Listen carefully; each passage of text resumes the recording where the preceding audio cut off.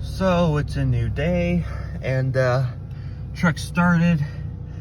It was jumped last night, so not with a car, but with a battery. So I'm not, magic didn't happen. Unfortunately, it could have if long enough was probably lasted. But I have some sand down behind the rear wheels because it is a rear wheel drive, and that's the part that's gonna be a bitch to get out. So I'm hoping to use the torque from when it's gonna have grip after it gets out of this where it is to get the front out, because obviously with the engine that's the heavy part.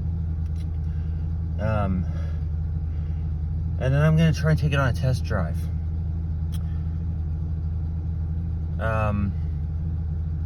This thing hasn't been driven since last August or June or something like that, so this should be interesting.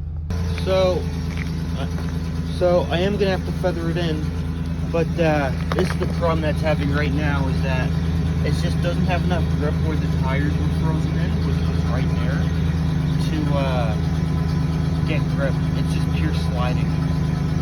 So I'm gonna put another load on there and feather it as lightly as possible. I really don't want to get the tracks out if I don't have to, but I will. Hi, buddy. Hi. No jumping. No jumping. You're learning from Kit. Only my dog's allowed to do that because he knows when not to.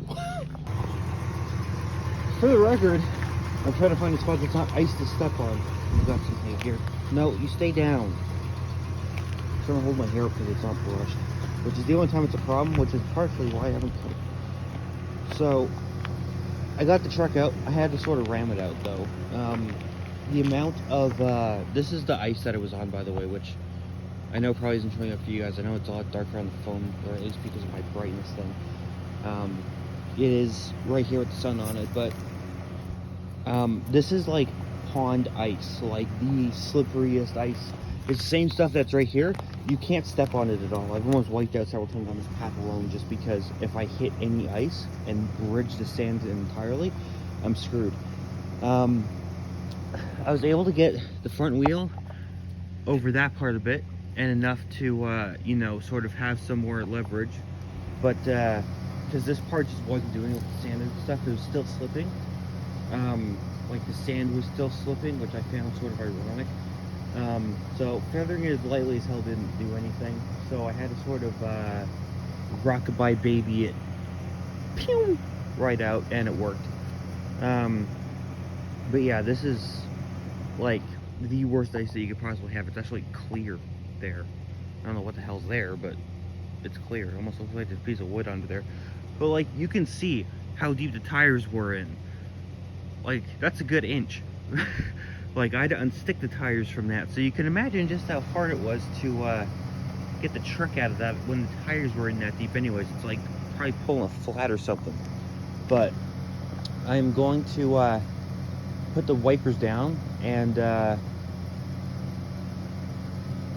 probably let it warm up a little bit, and then see what I can do with test driving it again, because I want to know what it's like on these roads, because it has not been driven in this winter, and it hasn't been driven in a winter in like forever.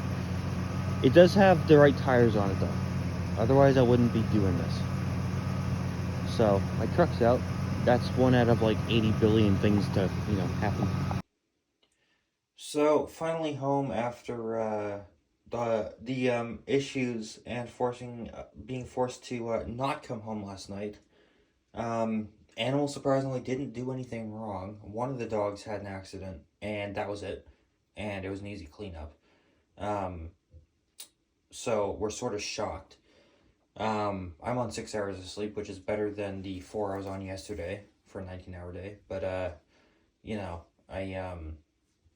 we're doing it. And, right now I'm trying to figure out the best way to sterilize the stuff from the mouse, because I do not have a gallon of hydrogen peroxide. We got those bottles, which are big. They're more than enough for 99% of things, but for sterilizing crap, it's not really the best options.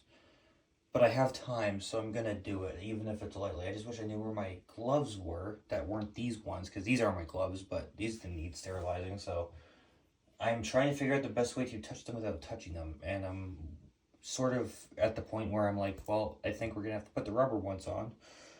Because as much as those are going to be a bitch to clean, they're easier to sanitize and then just drench with water. So, because they have texture. So, everything's fine. I'm dead. And not going to sleep because I'm me. And hopefully we'll get the rest of this cleaned up. My cat. What a ride.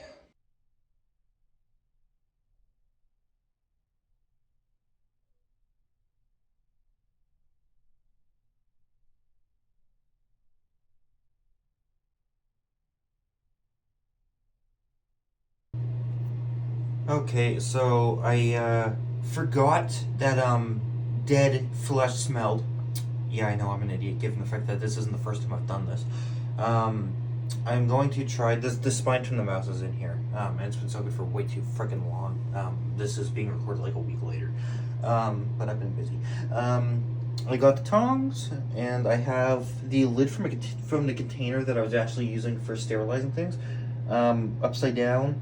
So there's a bit of a divot, and I have the last roll of paper towel on top of it. So my plan is to very, very quickly, because this smells rancid. Not nearly as bad as a turtle shell did when I cleaned that up, but that was like dead animal like ate it, and we found the shell in our field. Like that was far more unsterile and stuff than just a mouse that our cat brings home. So, especially given how much it happens. So I'm gonna try and do that quickly, and then take this container and put it in there, and flush it as soon as friggin' possible, because I'm not putting it down the sink. I'm not wiping the sink afterwards either. Like, I'd rather just put the container as close to the water in the toilet as possible and literally just dump it than whatever. Because while it doesn't smell at that point at that nearly as bad as a shell did even then, it's still, there's no way in hell it's healthy. It's probably definitely toxic to breathe. So I'm gonna do this and hope it doesn't kill me. I know it won't. I've done worse, but I'm actually surprised it doesn't look absolutely horrid in there either. It's pink and stuff, some stuff floating around, but it's not totally dissolved or anything, so I'm happy about that. But let's see if we can do this in one piece. And if it doesn't smell enough that I vomit, I'll do another video with the thing on here and the container empty, because this container's getting soaked out like crazy afterwards. It'll probably thank me for it too after it kills me for doing this. Ignore that, that's literally just water. So I did it as planned. It worked perfectly. I did hold my breath. So the this currently is on its second soaking of because I just did a rough rinse of it first, but it's full of soap water, and it's been shaking around pretty good. Caps on there just so that it can get some of the action too. That is, it looks a lot darker than it actually is, but I'm just gonna probably, no, you're not getting up here. My cat was smelling the bowlin. Now this, because obviously it smells like a mouse. Ironically, I can barely smell it now, so I'm glad that water's gone. Yeah, the second that I put it in there, I put it right at the bottom, and I just poured it out, and I just flushed it instantly, and the smell was almost gone. So I'm glad.